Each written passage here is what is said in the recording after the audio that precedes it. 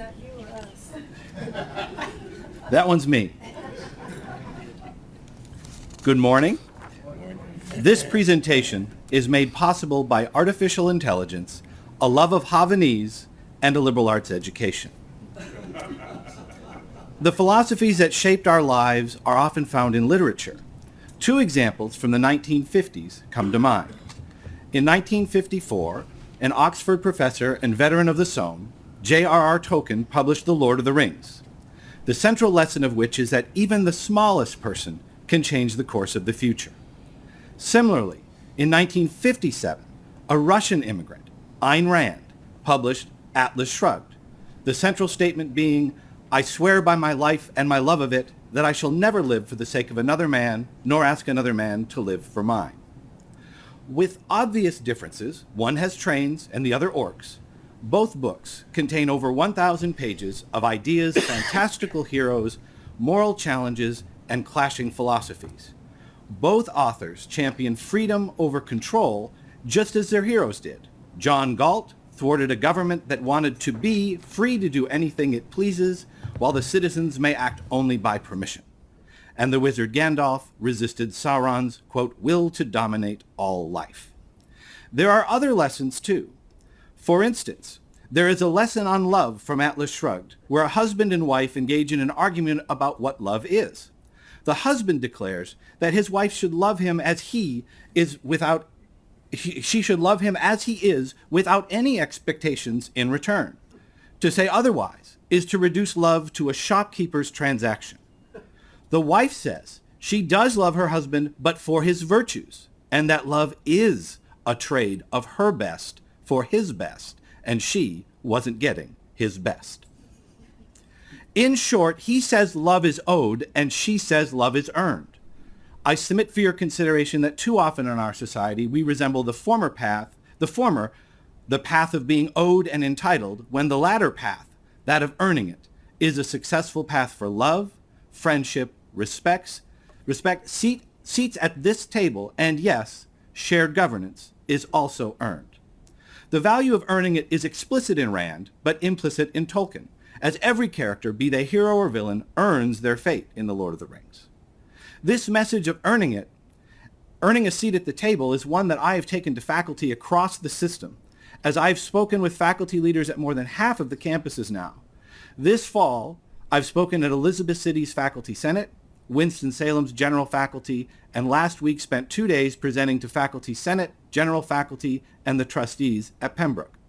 In each case, the message of earning it, paired with the record of successes we have had here, are resonating with faculty around the system. Continuing on past partnerships, Faculty Assembly launched 6 task forces this fall with System Office on topics including academic program review, where in just 1 month, a faculty group working with Dan Harrison made recommendations to all provosts as they develop campus APR policies, which are due to you very soon. This group will continue to work with the system on implementation of APR. Note, these faculty are not trying to stop or delay APR, but are leveraging their experience to improve the process. My Vice Chair, Toby King, who's with us today, is leading a group of faculty along with Eric Johnson from System Office to help make the case for the value of higher education and the liberal arts to address the declining public perception of the immense value we provide. Other groups are working on artificial intelligence, governance, leadership development, and the role and use of micro-credentials to enhance the value we provide to students. While our work goes well, in my travels and conversations with constituents, there is a looming shadow over our system. One which, if left unchecked, grows larger each day and impairs our quest to educate students on time and affordably. Faculty, staff, administrators, and trustees will recognize it, but we cannot contain it alone. This shadow is one the heroes of Atlas Shrugged and The Lord of the Rings would recognize, for in addition to villains, they also found their quests delayed not by the nefarious, but by the mundane, be they obstructing bureaucrats or the steward of Gondor. This shadow goes by many names and takes many forms. Here are a few. Compliance costs, unfunded mandates, bureaucracy creep, the rule of the regulator, and micromanagement. Faculty and staff pay these costs with time and tears, but our students and the state pay significant financial costs. A 2015 study by Boston Consulting Group found that between 3 and 11% of operating costs and 4 to 15% of faculty and staff time was spent complying just on federal regulations. Former President Tom Ross said at the time, quote, "This study revealed that in fiscal year 2014, compliance activities on 3 UNC campuses participating accounted for 7 to 8% of total campus operating expenses." We must truly come to grips with the reality of how federal regulation impacts our bottom line, end quote. But it isn't just federal compliance. Far too often, the first rule of any bureaucracy is to justify its own existence. And the second rule is to expand its reach. While we operate in the same system, state, accreditor, and law, we see wide variance in these costs based entirely upon which regulator we hire and how they choose to interpret the rules. Unfunded mandates create inefficiencies as resources are directed from things based on their value to things that are mandated. Efficient operations require the freedom to allocate resources based on the value they add. These costs come from the feds, the state, the system, accreditors, and sometimes even this very body. Examples can be provided, but I shall not utter them here. The cost of compliance is too high for what we are getting and grows faster than we can sustain. These are huge issues that unite faculty, staff, and administrators.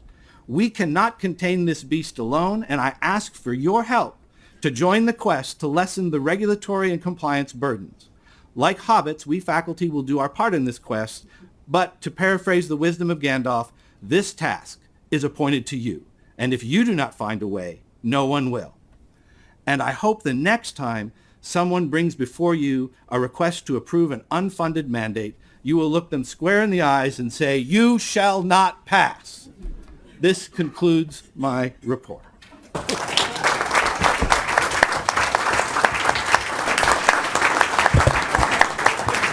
Madam Well Chair. done. I knew that would not. Madam Chair, may we get a hard copy of that report, including all visuals, please? That was awesome. Madam Chair, may I reopen my report? I was so anxious to hear what Wade was going to say, and for good reason, as we saw, that I failed to report on one other topic that was discussed in our committee.